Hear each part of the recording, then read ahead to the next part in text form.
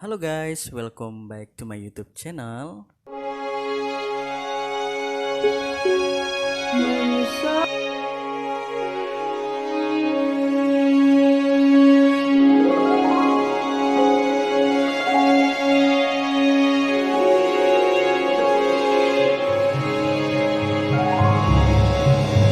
Jangan lupa like, comment, and subscribe ya, agar channel kami semakin berkembang. Jadi kali ini aku bakal berbagi tips bagaimana aku bisa lulus seleksi kompetensi dasar atau SKD CPNS 2019. Nah, jadi yang perlu kalian ketahui, SKD atau seleksi kompetensi dasar ini merupakan salah satu tahapan buat kalian untuk lolos sebagai ASN setelah seleksi administrasi berkas yang kalian lalui. Untuk lolos ke tahapan berikutnya, kalian harus masuk 3 kali formasi dari jabatan yang kalian lamar. Misalnya jika di formasi yang kalian lamar ada 3 orang atau 3 formasi, maka kalian harus masuk di 9 formasi. Nah, itu berat nggak?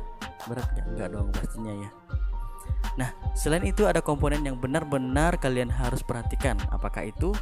Itu adalah nilai ambang batas atau passing grade. Dimana untuk passing grade pada CPNS tahun ini, yaitu CPNS 2021, mengalami kenaikan khususnya di tes karakteristik pribadi. Nah, pada tahun kami dulu untuk tes wawasan kebangsaan itu nilai ambang batasnya adalah 65. Untuk tes intelijensi umum itu nilai ambang batasnya 80, dan untuk tes karakteristik pribadi nilai ambang batasnya adalah 126. Nah, total soal dari CPNS kami kemarin itu ada 100 soal dan harus mengerjakan soal dalam waktu 100 menit. Itu pun udah cukup lumayan berat.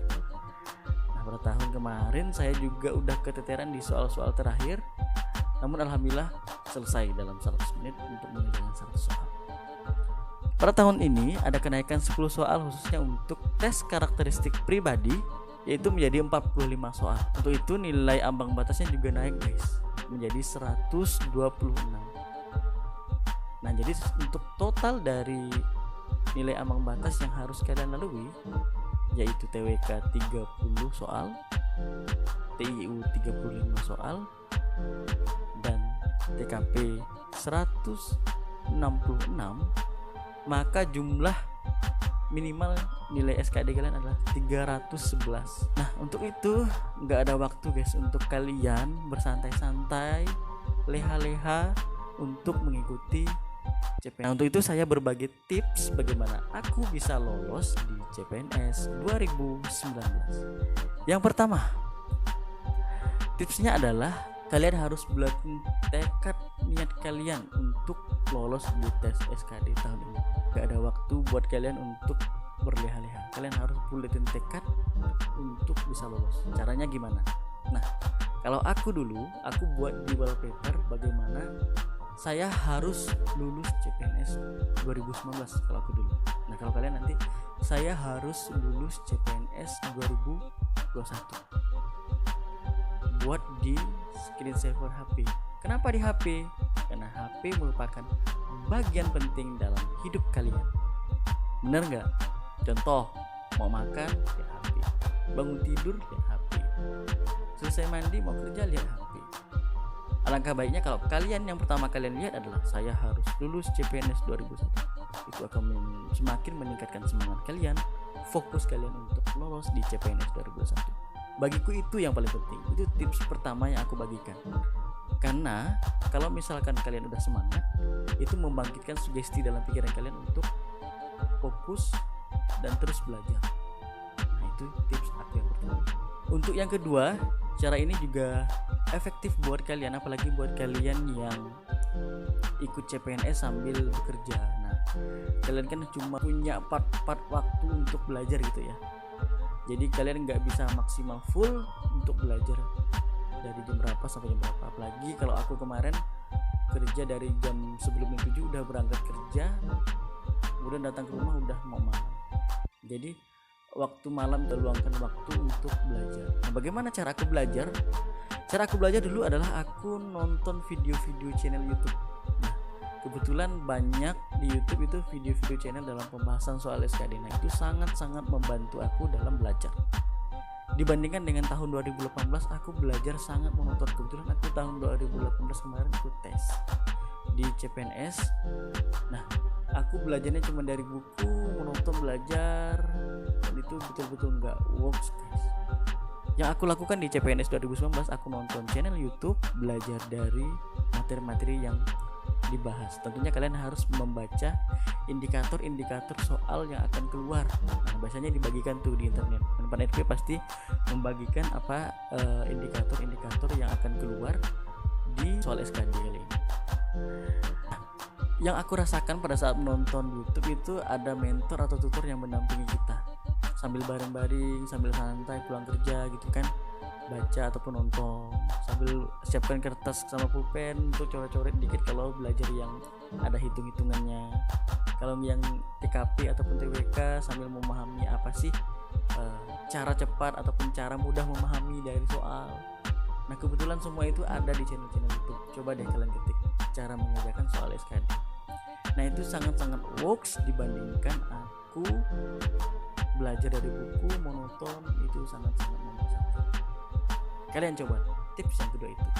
Kemudian tips yang ketiga, setelah kalian merasa cukup dengan materi-materi yang kalian kuasai, kalian coba lakukan tes contoh-contoh soal dan kerjakan dalam waktu 100 menit untuk mengerjakan 110 soal.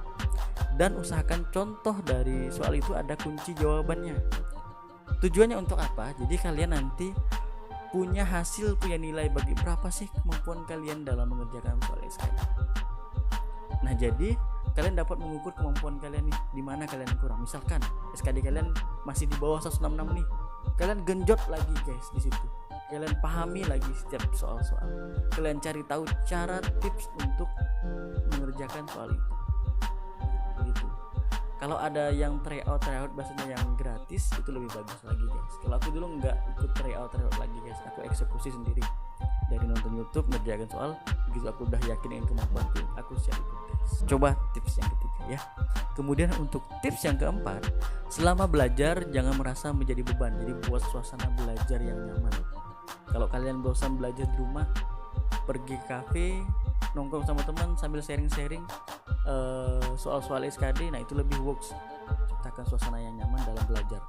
Bagiku suasana yang nyaman itu sangat-sangat penting karena kita belajarnya menjadi tidak beban dan lebih mudah memahami setiap soal yang akan keluar. Kemudian tips yang terakhir, istirahat yang cukup, paling tidak 6-8 jam tidur malam. Tidur usahakan jam 10 itu udah maksimal tidur. Apalagi buat kalian yang akan menjalani tes berikutnya, kalian harus fresh dalam mengerjakan soal. Untuk itu tidur lebih awal, jangan dijadikan beban. Yakin pada kemampuan diri kalian sendiri bahwa kalian bisa, kalian telah belajar. Nah, itu 5 tips bagaimana aku bisa lolos guys. Jadi jangan lupa juga berdoa kepada Allah Subhanahu wa taala, Tuhan yang Maha Esa. Semoga dilancarkan dalam mengerjakan tugas, minta izin kepada kedua orang tua agar diberikan kemudahan dalam mengerjakan soal. Kemudian ikhtiarnya. Nah, ikhtiar yang saya bahas di sini adalah ikhtiar sebelum kalian mengerjakan soal SKD. Mungkin itu tips dari aku, dan bagiku tips-tips itu yang bisa membuat aku bangkit dari keterpurukan CPNS 2018 yang aku lalui dan bisa lolos di CPNS 2019. Alhamdulillah nilai SKD ku cukup lumayan ya guys, cukup lumayan membantu aku untuk mendorong aku bisa lulus di CPNS 2019 kemarin. Nah, aku doakan kalian para pejuang CPNS dapat lolos di CPNS tahun ini.